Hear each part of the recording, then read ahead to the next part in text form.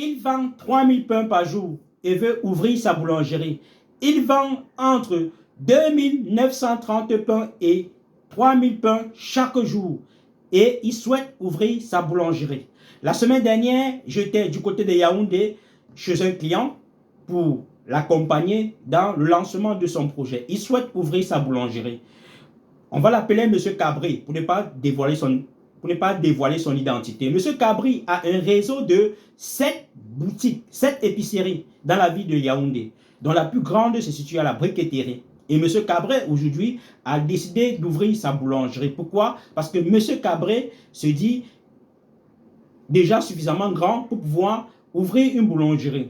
M. Cabré veut davantage gagner dans le business. Il ne souhaite plus partager ses marges avec les boulangers. Oui, il veut aujourd'hui aussi être un acteur majeur de la chaîne.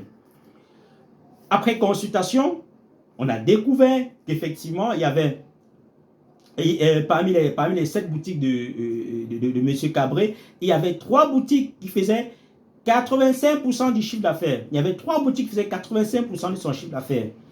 Donc, ce sont ces 3 boutiques qui sont en fait, n'est-ce pas, ces points de vente stratégiques. Et on a essayé de faire une analyse chaude de ces 3 boutiques. Qu'est-ce qui fait les forces de ces boutiques et qu'est-ce qui représente ses faiblesses. Mais on a en même temps découvert qu'il y avait une menace sur 2 boutiques. Il y avait une menace de bail. Pourquoi? Parce que le contrat n'avait pas été bien ficelé. Ça, on ne se rend pas compte lorsqu'on lance les affaires. Mais lorsque les affaires commencent à être importantes, on découvre des problèmes dans le business. Donc, le contrat de bail n'a pas été bien ficelé. D'un moment à l'autre, le bailleur peut le créer des ennuis. Donc, il fallait qu'il règle d'abord ces différents problèmes.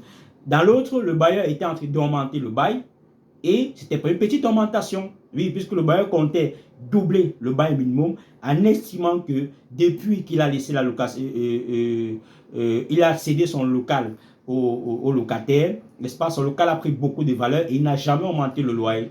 Voilà, ça c'est le deuxième problème. Il y avait encore beaucoup d'autres problèmes sur ces 2 points de vente qu'il fallait régler au préalable. Ça, on l'a découvert pendant la phase de consultation. C'est pour ça qu'on dit qu'il faut toujours avoir des consultants, travailler toujours avec des cabinets, travailler toujours avec des personnes indépendantes parce que ce sont des tierces personnes. Ils ne sont pas des opérationnels, ils jettent un coup d'œil, avertissent votre business et ils préviennent justement des éventuels problèmes qui vont arriver. Donc, M. Cabré veut ouvrir une boulangerie. Voilà. J'ai envoyé le rapport à M. Cabré il y a cela 24 heures. Voilà. La conclusion, malheureusement, n'a pas été la bonne. J'ai dit à M. Cabré, écoutez, vous n'êtes pas prêt pour ouvrir une boulangerie.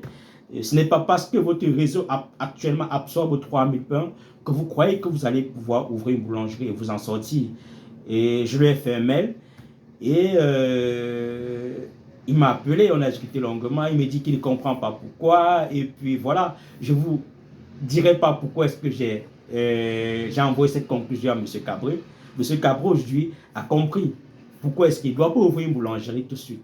Mais par contre, dans 12 mois, si le projet est bien ficelé, on est sûr que M. Cabré va cartonner au niveau de la boulangerie dans son secteur.